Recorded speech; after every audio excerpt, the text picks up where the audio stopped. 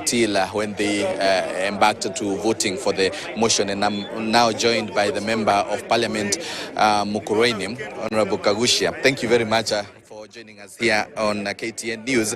And we've just been getting reactions from various members of Parliament on the motion today and the impeachment that has just happened of the Deputy President, Rigathi Gachagua. And as it stands right now, he has been removed from office by way of impeachment by the National Assembly as he awaits for the Senate. What's your take, and what are we looking forward to? And I know you are one of the members who are very vocal concerning the motion and opposing it in all angles. Maybe you can bring us to speed.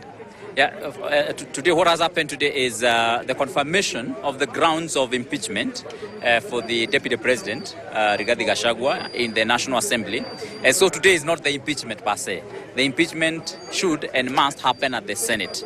And so that is where the trial will happen. And so today what has happened is just a confirmation of the grounds. And yeah, indeed, quite a number of members have supported the motion. I did not support the motion personally. And this was from the instructions I also got from the people of Mukurweini that I do not support this motion. And also, it is my considered opinion that as a country, we need to come up with mechanisms and we need to come up with a way of dealing with disputes.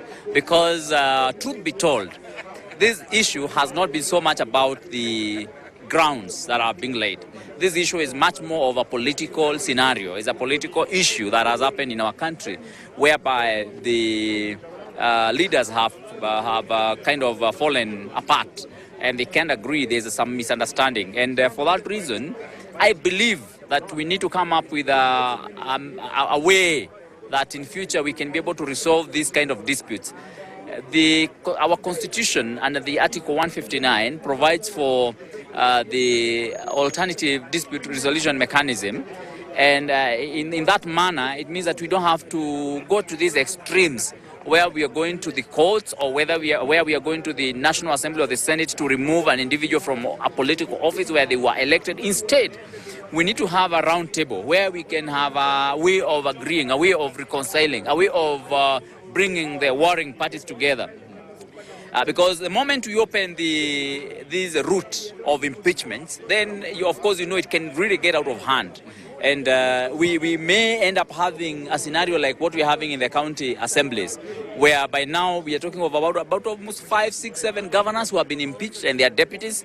And that is not a good thing for this country, because then we defocus ourselves from what is the core business of leaders and leadership into wars and battles and fights that are so much unnecessary.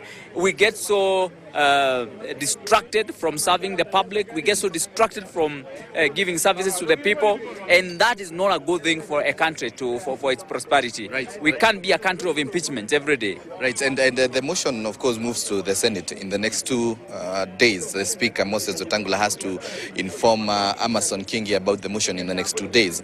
So you've said that's where the real trial is going to be happening. What's your anticipation? Do you think Senate will handle this issue in a manner that maybe those who felt that it was not handled well in the National Assembly will say that it has handled it in the right manner, even if the Deputy President is, the Senate also confirms the impeachment of the Deputy President? Will you say that it has handled it? Are you having hopes that they are going to disseminate this motion in the right manner? Well, it is more detailed at the Senate level. Here in the National Assembly, it was not a trial. His Excellency Gachagua was only having a right of reply. He only had an opportunity to come and give a side of the story. Otherwise, it was not a trial. At the Senate, and I'm sure Kenyans have seen what has been happening with the governors, you have now to take a stand. And members will ask you questions directly, and you'll have an opportunity to answer the questions. So here, as you saw, it is members who talked. Then the Deputy President came and gave his side of the story. In the Senate, it's going to be very different because members will directly engage the Deputy President. And the Deputy President will be able to answer back to the members. And it is expected that also even his lawyers will also be there. And they will be a little bit more quasi-judicial much more than it was in the National Assembly.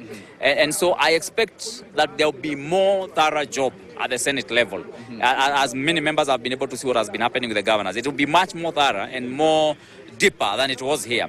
And so I expect that hopefully if members of the Senate are able to see the reasons that the Deputy President will be able to give, they will probably be more judicious and probably more alive and more interested in the facts than probably it would be at this level. Maybe my final question before I let you go and before I hand it back to the studio. Of course, if the Senate maybe approves the impeachment motion, and then the Deputy President may move to the courts maybe and go all the way to the Supreme Court, and maybe the courts just confirms or upholds what the Parliament would have done.